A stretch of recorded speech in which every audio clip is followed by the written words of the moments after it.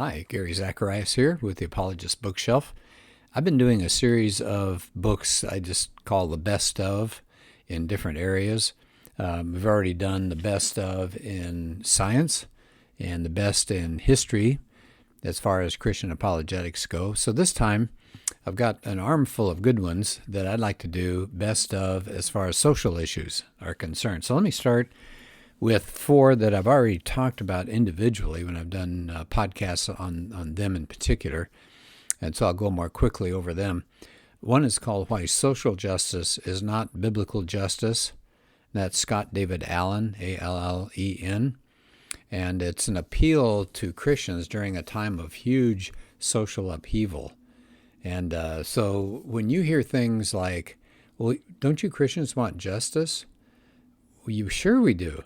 But we're dealing with critical theory here, and critical theory has they use the same vocabulary, but with very different meanings. And we end up with two different types of societies if we go the Christian route or we go the social justice route. So we've got to wake up, we've got to be aware that the terminology may be close to the same, but what they mean by that is so different, and it's very anti-Christian. A second one that I've talked about before was by Nancy Pearcey. Terrific author. It's called Love Thy Body. And I would suggest this would be a very good one to get when it talks about some of the social issues that we're concerned with, like death. Right? People talk about death. How about not qualifying as people anymore? The hookup culture, the homosexual narrative, how that actually demeans the body. Transgenderism. Just a really wonderful book. It's not necessarily an easy read, but something we probably all need to wrestle with these days when we hear these social issues popping up.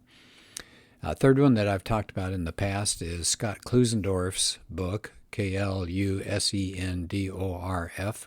Scott Klusendorf wrote a book called The Case for Life, and I would suggest this is the single best resource you can get if you're involved in trying to make a case for the sanctity of human life. It says equipping Christians to engage the culture, and I think that says it all.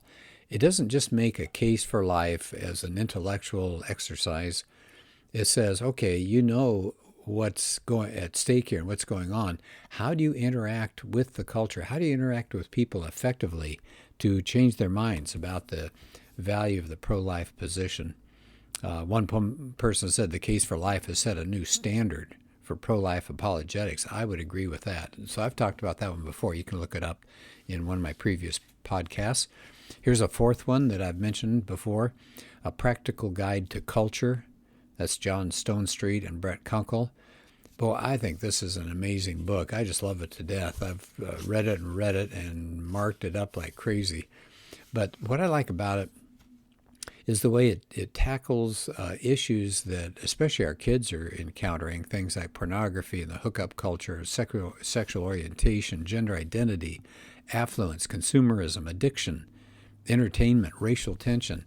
And it tells first of the lies that the culture is telling our kids, and then it tells how we can combat those lies. So it does both. I think it does a really terrific job. So that's A Practical Guide to Culture. Okay, let me suggest a few newer books I haven't talked about. I will get to them, by the way, in future podcasts all by themselves. But just for now, we're just talking about best Christian books dealing with social issues. Here's one by a friend of mine, Dan Story, Story. Should Christians be environmentalists? You know, Christians take a black eye over the environmental issue, which is so popular these days. People have turned away from Christianity. They say, well, Christianity is at fault. It's the one that's gummed up our environment. It's the one that's pushed pollution and all sorts of things. Really? Is Christianity to blame for today's environmental problems? No, no way. And then Story gets into what the Bible really does say about environmental stewardship, and that's a key word that he uses, stewardship. And so his job is to urge all of us to get more informed and to engage in these issues. Now, he's an environmentalist and a Christian, so he can do both. You know, Dan came to our apologetics class several years back and talking on this very topic.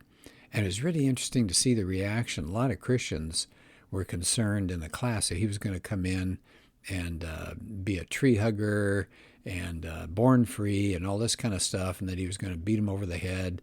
And so I wouldn't say they're upset, but body language said they were a little concerned. And he won them over very easily. He's a wonderful person. He writes clearly. It was a real joy to read this book. So it's a challenge. This book is a challenge for unbelievers to reconsider all the misconceptions they have regarding Christianity. And it's a really good call for Christians to understand what the Bible really says about environmental stewardship. I've used a lot of Dan's material when I've talked about Christianity and the environment. So powerful book, something you need to get. It's short, it's easy to read, and it's fabulous. Here's another book that, again, I will probably get to sometime and delve into a chapter in particular. It's by Greg Koukl. It's called Relativism. Now, I love the subtitle, Feet Firmly Planted in Midair. You like that one? Feet firmly planted in midair. Exactly right. So that's relativism. The two authors are actually Greg Koukl and Frank Beckwith, Beckwith. Koukl is Koukl. I'll tell you, I love just about anything that Koukl puts out, and this is one of his early books, and it takes on the whole idea of relativism. Good heavens. This is one of the main features of life today, that there's no truth. Just relativism all over the place, especially out in universities. It started there, and now it's just filtered down to everybody in society. So it talks about what is relativism, what does it mean, especially moral relativism, then a powerful critique of relativism, where it falls short, and what should be happening with it when it comes to public policy, and how to respond to relativism. So again, a fairly short book. It's written very well. It challenges this assumption that is out there about, well, you can't have any truth. There's no truth out there. Everybody has their own truth. Koukl tells a story. In fact, no, I'm sorry, it's Frank Beckwith tells a story. He was in a panel discussion on morality. And so he talks about lack of censorship and what's going on there. And immediately following comments, a young woman says, "Who are you to judge?" Okay, so that's exactly where we are in our society. If you make a comment about anybody else or any other situation going on that involves morality, you get that comeback. Well, who are you to judge? So this book does an excellent job in the area of relativism from a Christian perspective. Here's another book that I liked a lot, and I got so much out of it. I wanted to do a talk one time on transgenderism.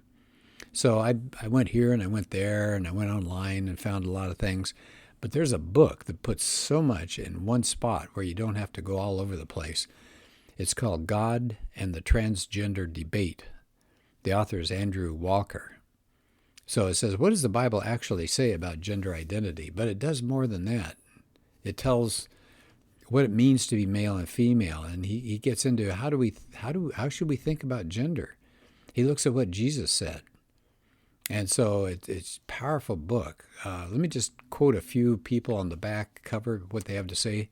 Glenn Stanton of Focus on the Family, an extremely important, uniquely beautiful, and very practical book. Absolutely must-read material.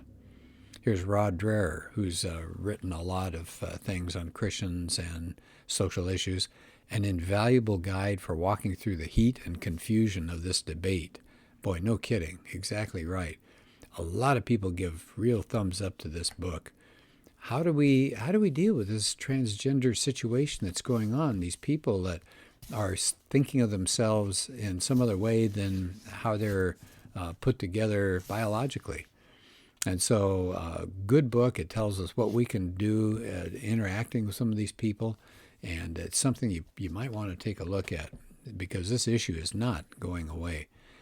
Speaking of issues that don't go away, Alan Schleman, Schlemon, Alan Schleman of Stand to Reason, has written one of the many wonderful Ambassador's Guide books. I say books, it's more of a booklet. It's about 60 pages. And so it's an easy read. This one is called The Ambassador's Guide to Understanding Homosexuality. Again, I've done a talk on this, and I have used a lot of Alan's material. It's really, really good. And we're dealing in our society now with the celebration of homosexuality, not just the toleration, but everything is changing here, and Christians feel like we're being overwhelmed. And it's a fight that we didn't really want to get into, and there's tremendous opposition. It's kind of the line in the sand, isn't it? How you respond or how you think about homosexuality is kind of the point where society accepts you or rejects you. So Schliemann says there's a lot of misunderstanding, and we want to have good, solid, reliable information. And then how should we be maneuvering in this field? Rather than just getting a lot of head knowledge, what should we be doing with it? So this is an emotionally charged area, of course, that we need to be able to maneuver successfully and kindly. And Alan Schliemann does a wonderful job of that. If you can ever have him come to your church, he does a lot of speaking engagements. He's a terrific speaker. Again, he's come to our apologetics class. Really good guy. Very easy to talk to. Very clear. Wonderful individual. Good book. Okay, here's the last one. And again, I know I'm overwhelming you with a lot of information here. This is one by Josh and Sean McDowell. It's called The Beauty of Intolerance. Isn't that a great title? The Beauty of Intolerance. We think, well, wait a minute. Are we supposed to say intolerance is always bad? Isn't that the thing Christians are accused of? You're intolerant. But they said, no, there's a beauty to it. Really? Well, where did this topic or this title come from? Josh started thinking about God, who hates wrongs. He hates evil. He hates injustice. He's intolerant of sin. He hates what it's done to the creation. And because he loves people, he's trying to do something to save us from this ugliness out there. So Josh says that he was struck by this idea of intolerance, and he said, we need to place intolerance in a proper context somehow. So he thought about it. He created a T-shirt. And you talk about getting a response. On the front of the T-shirt, it says, intolerance is a beautiful idea. Now, can you imagine people walking down the beach or walking somewhere in a park and they see somebody walking along toward them? Intolerance is a beautiful idea. They're probably thinking skinhead, or they're thinking neo-Nazi of some kind or something just awful. But on the back, okay, so remember the front says intolerance is a beautiful idea. What does it say on the back? Mother Teresa was intolerant of poverty. Bono was intolerant of AIDS. Nelson Mandela was intolerant of apartheid. Martin Luther King was intolerant of racism. Jesus was intolerant of bigotry. And Josh says, as you can imagine, I've had a lot of people respond to it. But he says almost 100% positively. He says, why? Because people understand that there's a morality there, that we don't want poverty or AIDS or apartheid or racism. These are wrong and they shouldn't be tolerated. And so if you look at the Bible, we've got a better definition of what tolerance and intolerance really is. And so this is a good book. It's called The Beauty of Intolerance. How should we think about it, and how should we react to people who, for good reason, say they don't want to tolerate evil in our society? Lee Strobel says this about the book. Here's a timely message, clearly presented, creatively explained, effectively argued, and lovingly offered as an antidote to the confusion so many feel about this vital topic. David Limbaugh, Rush's brother, who's a Christian, has written a lot of good things. He says there's a lot of confusion over the nature of tolerance. Should we be intolerant? Are we supposed to be intolerant? Now, he said there's valuable insight in this book, compelling stories, and what I like, practical steps. I always like books that do more than just give us some head knowledge. They say, here's what you can do, and then go out into the world and make a difference. Okay, so again, I realize I machine gunned a lot of information at you, fire hose coming at you, but if you have particular questions or you want some more information, you can always email me, gary.zacharias@gmail.com, and I'll be glad to go into more information about these books. But hang in there. Like I said, 4 of them I've already covered as individual books, so you can go back and look at some previous podcasts. And these other newer ones that I have not covered yet individually, I will. I'll be getting to them. So anyway, I hope this podcast is helpful to you. We're going to do another couple podcasts dealing with these best of issues. For example, we haven't covered yet, what are some really good books that cover the Bible? What are some good books that cover other religions? So we'll be getting to those later on. So thank you, and take care.